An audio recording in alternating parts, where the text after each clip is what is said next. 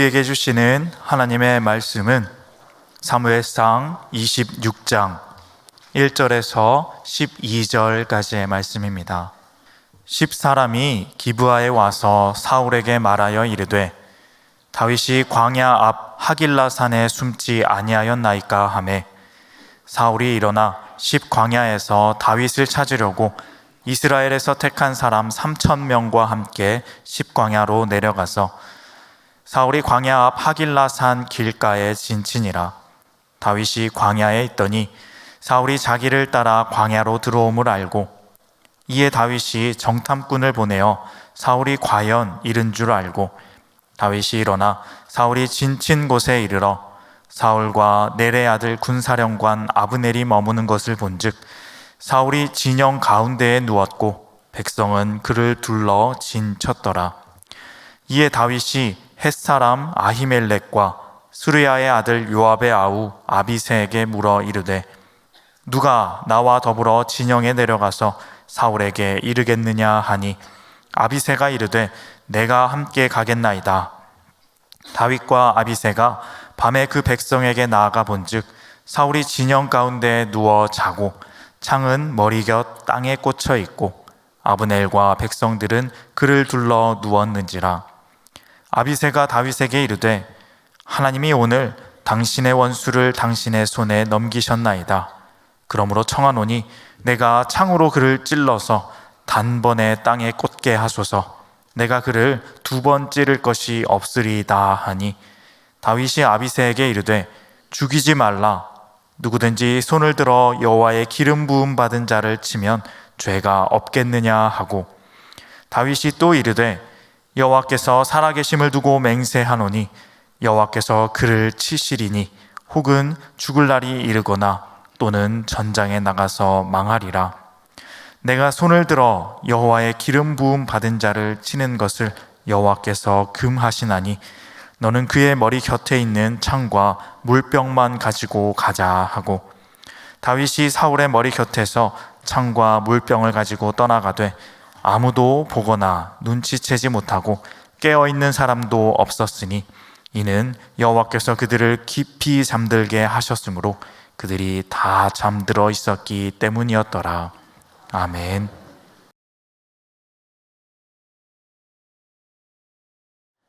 평정심이란 단어를 사전에서 찾아보면 흔들림 없이 조화를 이룬 마음의 상태라고 말합니다. 하지만 일상에서 이러한 평정심을 유지하는 일이 그렇게 쉽지는 않습니다. 우리가 산사나 수도원에 들어가 있어 이 세상과 등지고 살아가면 모를까 일상 가운데 살아가면서 이 평정심을 지켜내는 일이 결코 쉽지는 않습니다. 여러분은 어떠한 때에 이 평정심이 흔들립니까? 우리가 계획했던 일상이 뒤틀리면 이 평정심이 흔들릴 때가 있습니다. 아침에 열심히 기도를 합니다. 또 큐티로 시작하면서 내가 말씀대로 살아내겠다고 결단하기도 합니다. 은혜가 충만한 하루가 되기를 간절히 소망하면서 시작합니다. 내가 만나는 사람들은 오늘 내가 많은 축복을 빌어주겠노라고 결단하기도 합니다. 기대하는 마음으로 하나님께서 주신 오늘 하루, 이 선물이라는 하루를 신실하게 살아내겠노라고 다짐도 해봅니다. 그런데 시간이 지나갑니다. 일상이 틀어지는 변수가 하나씩 발생합니다. 만나는 사람마다 나를 힘들게 합니다. 그리고 일에 치입니다. 마음이 점점 힘들어집니다. 하나님의 임재를 느낄 만한 여유도 없어집니다. 많은 생각이 오가는 가운데에 하루가 무거운 짐으로 다가옵니다. 그런 가운데 평정심은 어디로 갔는지 알 수 없게 됩니다. 아침에 기도하며 아침에 큐티하며 하나님께서 주신 샬롬이 어디로 사라졌는지 저녁 때가 되면 잊어버릴 때가 많이 있다는 것입니다. 그처럼 우리가 나의 일상이 계획대로 되지 않으면 마음이 흔들리면서 평정심을 잃어버릴 때가 있습니다. 또한 분노할 때에도 평정심이 흔들립니다. 특별히 이 되갚고 싶은 마음이 있는 분노, 보복하고 싶은 마음이 있는 분노, 이러한 때에 평정심이 흔들리기도 합니다. 한 번은 이런 일이 있었습니다. 세 대의 버스에 나눠서 한 어르신들이 함께 수학여행을 간 적이 있었습니다. 저는 참고로 3호차에 탔었습니다. 이제 서울에서 그쪽 지역으로 가는 길에 중간에 어느 식당을 들러서 점심 식사를 했습니다. 근데 1호차와 2호차에서 식사가 빨리 끝났는지 먼저 출발을 했습니다. 그런데 이 3호차가 연락을 잘못 받아서 엉뚱한 곳으로 향했습니다. 그래서 다시 시간을 들여서 돌아가야 하는 일이 생겼습니다. 이때 3호차에 타셨던 분들이 조금씩 불평을 하기 시작합니다. 아주 얌전하신 분들이었습니다. 그럼에도 불구하고 이렇게 말씀하십니다. 아니 1호차랑 2호차는 함께 가야지 어떻게 자기들끼리만 가? 하면서 여기저기에서 볼멘 소리가 나오기 시작합니다. 다음 날이었습니다. 서울로 돌아오는 길이었습니다. 저녁 식사를 휴게소에서 할 수밖에 없었습니다. 한 30분 정도의 시간을 드렸습니다. 시간을 꼭 지켜달라고 여러 번 안내를 했습니다.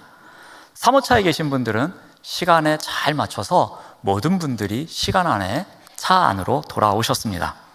자, 그런데 1호차하고 2호차에 계시는 분들이 돌아오지를 않았습니다. 그래서 출발이 지연됩니다. 5분, 10분 시간이 지납니다. 그러자 3호차에 계셨던 얌전한 분들이 빨리 출발하라고 소리를 지릅니다. 어제는 우리를 놔두고 저들이 갔으니까 오늘은 우리가 놔두고 가자고 그렇게 말씀을 하십니다. 보복하고 싶은 마음, 되갚고 싶은 마음, 그러할 때 평정심이 흔들리곤 합니다. 또한 우리는 이 사람의 말 때문에 평정심이 흔들릴 때도 있습니다. 여러분, 말은 힘이 있습니다. 말의 힘 가운데 하나가 무엇이냐면 견인력이 있습니다. 우리가 말을 하게 되면 생각을 하게 됩니다. 그리고 생각을 하면 행동으로 옮기게 됩니다. 그러므로 말은 우리의 생각을 이끌고 우리의 행동을 견인해가는 힘이 있습니다. 그래서 우리는 말에 의해서 흔들릴 때가 많이 있습니다. 여러분, 이런 경험을 해보셨는지 모르겠지만 나는 괜찮은데 옆에서 괜한 이야기를 해서 우리의 마음이 흔들릴 때가 있습니다. 나는 평정심을 잘 지키고 있는데 괜찮아? 별일 없어? 그러면 마치 내가 괜찮으면 안 되는 것처럼 생각될 때가 있습니다. 아니, 요즘 얼굴살이 빠졌는데 뭔 일 있는 거 아니야? 병원에 좀 가봐 라고 이야기를 합니다. 나는 병원에 가지 않아도 괜찮은데 병원에 가봐야 되는 거 아니라는 말 때문에 이거 병원에 안 가면 큰일 날 것 같은 생각을 할 때도 있습니다. 그것도 내 마음을 잘 알아줄 만한 사람, 내 눈빛만 봐도 알만한 사람이 그런 말을 하게 되면 우리는 마음이 더 크게 흔들리게 되고 평정심을 잃어가게 됩니다. 이처럼 누군가의 말이 우리의 마음을 흔들어서 평정심을 유지하지 못하게 만들 때가 있습니다. 오늘 본문에 나오는 다윗이 바로 이러한 상황 속에 놓여 있었습니다. 다윗이 언제 평정심이 흔들렸을까요? 먼저 그의 일상에 자신이 생각하지 못했던 변수가 나타났을 때 다윗 또한 평정심을 잃었습니다. 여러분, 오늘 본문에 나오는 다윗의 인생길 가운데 그의 일상은 어떤 모습이어야 합니까? 그는 하루하루가 도망자의 삶을 살아갑니다. 그러므로 다윗의 일상은 도망자의 삶을 잘 살아내는 것, 오늘은 이곳에서 잘 피하고 내일은 또 다른 피난처가 있으면 그곳에서 하루를 살아가는 것이 다윗의 일상이었습니다. 그런데 그가 그러한 일상을 신실하게 살아날 수 있도록 준 하나의 힘이 있었습니다. 그가 그런 도망자의 삶을 살아갈 수 있도록 붙드는 소망이 있었습니다. 우리 사무엘상 23장에 보면은 다윗과 요나단이 만나는 장면이 나옵니다. 그때 요나단이 다윗에게 이러한 말을 합니다. 다윗아, 하나님을 힘있게 의지하라 라는 말을 합니다. 두려워하지 말아라. 나의 아버지 사울의 손길이 너에게는 미치지 못할 것이다. 이렇게도 말합니다. 그리고 심지어는 너는 장차 이스라엘의 왕이 될 것이고 나는 그 다음이 될 거야. 이렇게까지도 이야기를 합니다. 그러면서 친구인 다윗에게 이러한 소망을 주면서 하나님 앞에 약속하는 시간을 갖기도 합니다. 비록 도망자의 삶을 살아가지만, 그래서 하루하루 쫓기는 인생길이었지만 다윗은 친구가 이야기해 준 것처럼 그러한 소망을 붙들고 살아갈 수 있었습니다. 그럼에도 불구하고 그의 일상이 어긋나기도 합니다. 어떻게 일상이 어긋나는가 하면은 이 사울에게 다윗이 어디에 있는지를 고자질하는 사람들이 나옵니다. 우리 사무엘상 23장 19절 말씀을 참고로 봅니다. 그때의 10사람들이 기브아에 이르러 사울에게 나와 이르되 다윗이 우리와 함께 광야 남쪽 하길라산 숲을 요새에 숨어 있습니다 라면서 와서 밀고 하는 사람들이 있었습니다. 그런데 이것이 한 번으로 끝나지 않습니다. 24절 말씀을 봅니다. 사울이 블레셋 사람을 쫓다가 돌아오매 어떤 사람이 그에게 말하여 이르되 보소서, 다윗이 이번에는 엔게디 광야에 숨어 있습니다 라고 또 고자질을 합니다.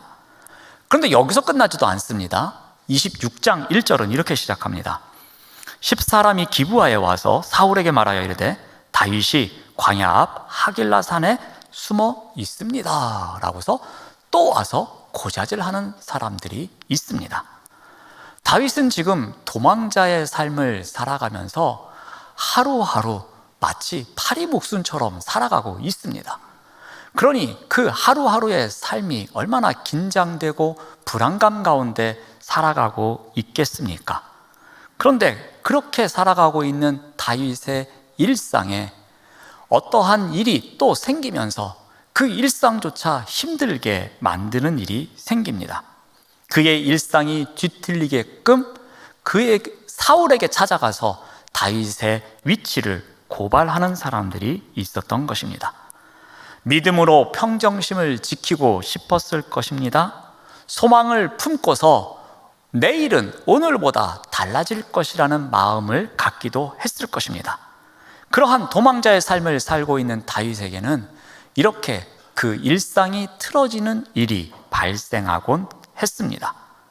여기는 괜찮겠지, 오늘은 평안히 살 수 있겠지라는 소망이 하나씩 무너져가는 가운데에 그의 평정심은 여러 번 흔들렸을 것입니다.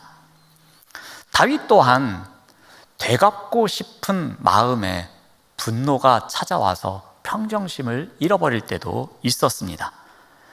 다윗이 엔게디 굴에 숨어 있을 때 사울이 와서 그의 옷자락을 자르는 사건이 있었습니다. 물론 마음만 먹었다면 그 악연을 끝낼 수도 있는 순간이었습니다. 그런데 옷자락만 베고 난 이후에 사울과 대화합니다. 그 장면이 이러합니다. 왕은 나를 죽이려고 하십니다. 하지만 저는 왕을 해하지 않습니다 라고 이야기를 합니다. 사울왕도 이것을 인정합니다. 그래서 이렇게 말합니다. 나는 지금까지 너를 학대하였다. 그렇지만 너는 나에게 선대를 하는구나. 내가 나보다 의롭다 하면서 다윗을 인정해주는 장면이 있습니다. 그러고 나서 각자의 자리로 헤어집니다. 그러면 이제는 다시는 그렇게 하지 말았어야 했습니다. 그런데 어떠한 일이 생깁니까?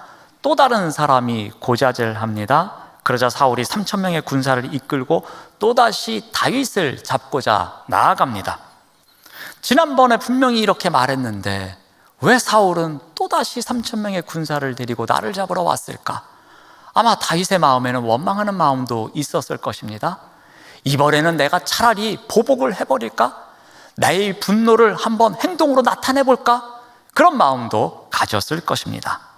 더 이상 참을 수가 없었던 다윗은 이렇게도 말합니다. 오늘 본문 6절 말씀을 봅니다. 누가 나와 더불어 진영에 내려가서 사울에게 이르겠느냐라고 말합니다. 지금 3,000명이 넘는 군사들이 다윗을 잡고자 몰려왔습니다. 그리고 눈앞에 진을 쳤습니다. 그러면 상식적으로 어떻게 해야 합니까? 그곳으로부터 멀리 벗어나는 것이 상식입니다. 그리고 다윗은 지금까지 그렇게 살아왔습니다. 사울이 잡으러 오면 도망치고 또 잡으러 오면 도망치는 것이 다윗의 일상이었습니다. 그런데 그가 평정심을 잃었던 것 같습니다. 마음속에 분노가 치밀어 올라왔던 것 같습니다. 그는 소리칩니다. 누가 나와 더불어서 저 진영에 한번 가보겠느냐고, 그 지원자가 있느냐고 이야기합니다. 다윗은 마음이 살짝 흔들리면서 평정심을 유지하지 못하고 그 분노를 드러냅니다. 지금까지의 모습과는 다른 모습을 보여주곤 합니다. 또한 다윗도 다른 사람들의 말에 평정심이 흔들리기도 합니다.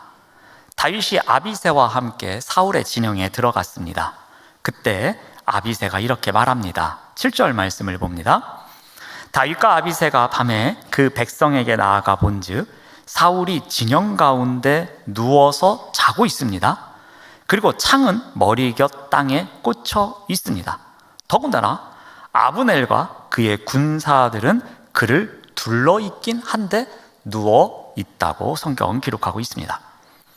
사울과 그의 군사들은 지금 모두 잠들어 있습니다.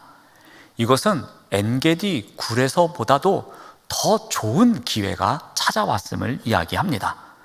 그래서 이때 함께 갔던 아비새가 어떻게 이야기합니까? 우리 8절 말씀을 봅니다. 아비새가 다윗에게 이르되 하나님이 오늘 당신의 원수를 당신의 손에 넘기셨나이다. 그러므로 청하오니 내가 창으로 그를 찔러서 단번에 땅에 꽂게 하소서. 내가 그를 2번 찌를 것이 없으리이다 라고 말합니다. 이 아비새가 참 말을 잘했던 것 같습니다. 그리고 다윗이 원하는 말을 잘 골라서 했던 사람인 것 같습니다. 이 아비새는 지금의 상황을 하나님께서 다윗에게 주신 기회라고 이야기합니다. 이와 같이 좋은 기회가 2번 다시 안 올 것이라고 말합니다. 지금 보십시오. 3,000명이나 되는 군사들이 다 잠들어 있습니다. 그리고 우리는 지금 사울 왕의 코앞에 와 있습니다. 그러니 허락만 하십시오. 그러면 제가 사울 왕을 죽일 수 있습니다. 이렇게 말합니다. 그러면서 더 현혹하는 말을 합니다. 어떻게 이야기하냐면 2번 찌를 필요가 없다고 합니다. 한 번만이면 충분하다고 이야기합니다. 아비새의 한마디 말은 다윗의 마음을 현혹해 했을 겁니다. 인간 다윗의 마음이 흔들릴 수도 있었을 것입니다. 아비새의 한마디 말은 사울과의 악연을 끊을 수 있는 최고의 기회라고 말합니다. 인간 다윗은 이 말 한마디에 평정심이 흔들리면서 행동으로 옮길 수도 있었습니다. 자, 그런데 다윗은 어떻게 합니까? 그는 이 모든 것을 인간적인 관점으로 바라보지를 않습니다. 이 상황 판단을 사람의 시선으로 하지 않습니다. 그는 흔들리는 마음을 다잡고 평정심을 지킵니다. 다윗이 이 평정심을 지킬 수 있었던 비결이 어디에 있었겠습니까? 먼저 다윗은 하나님의 말씀이라는 원칙을 철저히 지키고자 합니다. 아비새에 충동하는 말에 대해서 다윗은 어떻게 반응합니까? 우리 9절 말씀을 봅니다. 다윗이 아비새에게 이르되 죽이지 말라. 누구든지 손을 들어 여호와의 기름 부음 받은 자를 치면 죄다라고 이렇게 말합니다.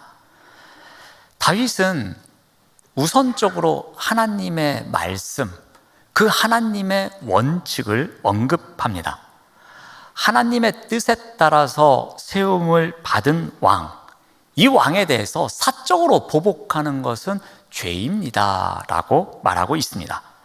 이 원칙에 따라서 그는 지금 자신 앞에 놓여 있는 제안을 거절하고 있습니다. 다윗은 이러한 경험이 이전에도 있었습니다. 엔게디 굴에서도 똑같은 고백을 합니다. 우리 사무엘상 24장 6절을 말씀을 참고로 봅니다. 자기 사람들에게 이르되 내가 손을 들어 여호와의 기름 부음을 받은 내 주를 치는 것은 여호와께서 금하시는 것입니다. 그는 여호와의 기름 부음을 받은 자가 됩니다 라고 말하고 있습니다. 다윗의 참 멋진 고백입니다. 왜냐하면 특별히 이 6절의 마지막 부분이 더 감동적입니다. 그는 여호와의 기름 부음을 받은 자입니다 라면서 아직도 사울을 인정하고 있습니다. 다윗은 지금 자신을 죽이고자 계속해서 쫓아오고 있는 이 사울, 그 상황은 밉고 원수이지만 그가 기름 부은 자임을, 하나님의 원칙을 인정하고 있는 것입니다. 다윗은 순간 평정심을 잃고서 사울을 제거할 수도 있었습니다. 아비새에게 말 한마디면 이 모든 것이 끝날 수도 있었습니다. 하지만 그는 하나님의 뜻 앞에 먼저 겸손히 엎드리고 있습니다. 아무리 자신의 눈에 보기에 볼품없는 사울이지만, 자기를 계속해서 쫓아오는 악연의 관계이지만, 그럼에도 불구하고 하나님께서 기름 부은 자인 그를 자신의 손으로 제거할 수 없다는 원칙을 고수하고 있는 것이었습니다. 하나님의 말씀이 그에게는 우선이었습니다. 그래서 그는 흔들리지 않았던 것이었습니다. 예전에 목회할 때의 일이었습니다.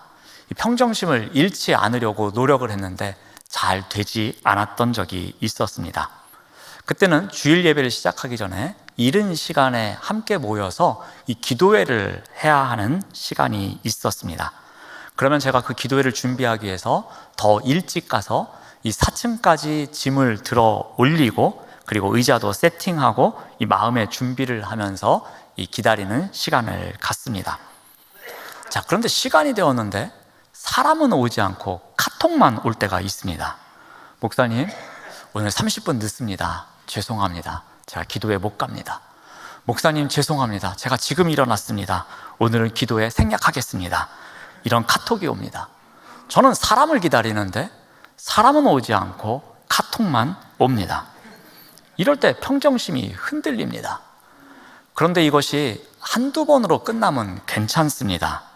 자주 일어납니다. 그러다 보니까 평정심은 더 심하게 흔들립니다. 그러다 보니까 사람을 미워하게 됩니다. 그럴 때마다 혼란스럽습니다. 그럴 때마다 사람을 미워하는 제가 또 싫어서 저를 미워하게 됩니다. 그래서 기도하는 중에 하나님께서 주시는 원칙이 생각났습니다. 이 기도회를 왜 하는 것인지, 이것은 더 좋은 예배를 드리기 위해서, 더 하나님 앞에 우리가 아름다운 예배를 드리기 위해서 예배자의 마음을 갖기 위한 준비의 시간, 기도의 시간인데, 그 시간을 갖고자 해서 모이는 것인데, 오히려 누군가의 행동이 예배자의 마음을 빼앗아 간다는 생각이 들었습니다. 무엇이 원칙이고 무엇이 우선이어야 될지 흔들리고 있는 것입니다. 예배자의 마음을 갖고 준비하는 것이 우선이 되어야 하는데 사람의 행동이 그 마음을 빼앗아가고 있었던 것입니다. 이럴 때에 평정심이 흔들렸습니다.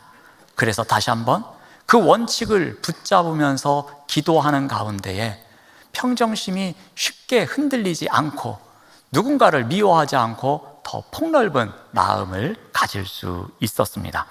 사랑하는 여러분, 우리 또한 하루에도 몇 번씩 평정심이 흔들리는 삶을 살아갑니다. 그럴 때 우리는 눈앞에 보이는 것만 봅니다. 내 귀에 들리는 것만 듣게 됩니다. 나의 상황만 바라보면서 더 상대방을 미워하거나 어떠한 것을 원망하면서 평정심이 흔들릴 때가 있습니다. 그럴 때마다 우리가 하나님께서 나에게 주신 삶의 원칙을 먼저 생각해 보시기 바랍니다. 하나님께서 우리에게 주신 신앙의 원칙, 그 말씀의 원칙을 우선순위에 두고 생각하시기 바랍니다. 그것이 바로 이 평정심을 지키는 첫 번째 비결입니다. 또한 다윗은 어떻게 했는가 하면은 자신의 영역을 오해하지 않고 하나님의 영역을 인정하는 삶을 살아갑니다. 우리 사무엘상 26장 10절 말씀을 봅니다. 여호와께서 그를 치시리니 라고 고백합니다. 다윗은 사울을 심판하는 것은 자신의 영역이 아니라고 말합니다. 사울을 세우신 분도 하나님이시며 사울을 심판하시는 분도 하나님이시라고 생각합니다. 다윗이 사울을 제거한다면 그것은 하나님의 영역을 자신이 침범하는 것이라고 이야기하고 있습니다. 가장 공의롭게 심판하시며 그리고 신실하신 분이며 합당하신 그분께서 이루어 주실 것이라고 생각합니다. 그것은 하나님의 영역이기에 내가 지금 사울을 판단하고 내가 지금 그를 해하는 것은 하나님의 영역에 침범하는 일이라고 다윗은 생각한 것이었습니다. 감히 내가 하나님의 자리에 앉아서 심판자의 역할을 하는 것은 아니라고 그는 결단하고 있는 것입니다.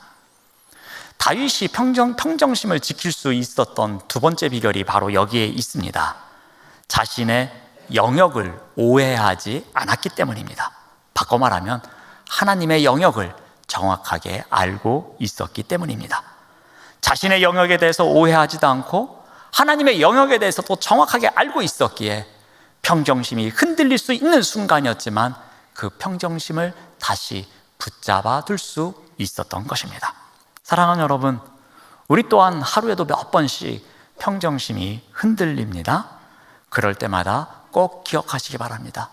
이것이 나의 영역인지 아니면 하나님의 영역인지, 즉 하나님의 영역을 인정하는 삶을 살아가야 합니다. 그래야지만 우리가 날마다 흔들리고 있는 그 평정심을 지킬 수 있는 것입니다. 마지막으로 다윗이 어떻게 했는가 하면은 주님을 끝까지 신뢰했습니다. 우리 12절 말씀을 봅니다. 중간부터 보시면 이는 여호와께서 그들을 깊이 잠들게 하셨으므로 그들이 다 잠들어 있었기 때문이었더라. 이 내용이 어떻게 되는 것이냐면은 3,000명이 지키고 있는 사울의 그 진영으로 들어갔습니다. 그리고 창과 물병을 가지고 나왔습니다. 근데 여러분, 이것은 군사적으로 이게 상식적으로 이해할 수 없는 장면입니다. 3,000여 명의 군사들이 그 사울 왕이 머물고 있는 곳 주변을 둘러서서 그들이 지키고 있고 또 그곳에서 잠을 자고 있습니다. 그러면 최소한 몇백 명 정도는 보초를 서면서 사울 왕을 지켜야 합니다. 그리고 군대 장관인 아브넬 또한 사울의 최측근에 머물면서 왕을 지켜야 하는 것이 당연한 일입니다. 그리고 상식적으로 그렇게 되어져야 합니다. 그럼에도 불구하고 어떠한 일이 생겼습니까? 다윗과 아비새가 그 진영의 중심으로 가서 사울 왕의 창과 물병을 갖고 나오는 일을 했습니다. 그리고 다윗은 이 일에 대해서 이렇게 말합니다. 이러한 일이 가능한 것은 어떻게 해서 되었느냐? 이는 여호와께서 그들을 깊이 잠들게 하셨기 때문에 가능했습니다 라고 고백하고 있습니다. 이러한 일이 가능했던 이유, 그것은 하나님께서 개입하셔서 이 3,000여 명의 군사들이 깊이 잠자리에 들 수 있도록 해주셨기 때문에 이러한 일이 가능했노라고 고백합니다. 다윗은 이러한 여호와의 인도하심을 늘 신뢰하며 살았습니다. 아비새의 권유에도 흔들리지 않았던 다윗은 하나님에 대한 절대적인 신뢰를 갖고 있었습니다. 이렇게 상황을 열어주시는 것, 내가 이 자리에서 창과 물병을 갖고 나아갈 수 있도록 해주시는 것, 이 모든 것이 하나님께서 인도해 주셨기 때문에 가능한 일입니다 라고 고백하고 있는 것입니다. 바로 다윗이 평정심을 지킬 수 있었던 것은 이러한 하나님을 끝까지 신뢰했기에 가능한 일이었습니다. 사랑하는 여러분, 우리 또한 하루에도 몇 번씩 평정심을 잃으며 살아갑니다. 그런데 그럴수록 하나님을 신뢰하시길 바랍니다. 하나님의 인도하심을 신뢰하시길 바랍니다. 이런 상황 가운데서도 이끌어 가실 그 하나님의 손길을 끝까지 신뢰하시기를 바랍니다. 바로 그것이 평정심을 지키는 비결입니다. 나와 이웃과 공동체를 온전히 세워나가기 위해서 필요한 것이 있습니다. 오늘 그 중에 하나인 평정심에 대해서 말씀을 나누었습니다. 흔들림 없이 조화를 이루는 그 마음이 있을 때에 우리가 평정심이라는 것을 지켜나갈 수 있다고 말씀을 드렸습니다. 다윗의 이야기를 통하여서 말씀을 드립니다. 그리스도인으로서 이 땅에서 어떻게 우리가 평정심을 지키며 살아갈 수 있는지, 다윗은 감정이나 상황에 따라서 이 평정심이 쉽게 흔들리지 않는 삶을 살아갔습니다. 그 비결이 무엇이었습니까? 우선적으로 하나님의 말씀에 그 원칙을 두고 그 원칙을 지켜나가고자 했습니다. 그리고 자신의 영역을 오해하지 않고 늘 하나님의 영역을 인정하는 삶을 살아갔습니다. 그리고 하나님에 대한 전적인 신뢰를 갖고 살아갔습니다. 우리 또한 이와 같은 비결을 배우시기를 바랍니다. 이와 같은 비결을 통해서 평정심을 지켜나가는 가운데 나와 이웃과 우리의 교회를 온전히 세워나가시는 우리 모두가 되시기를 바랍니다. 기도하겠습니다.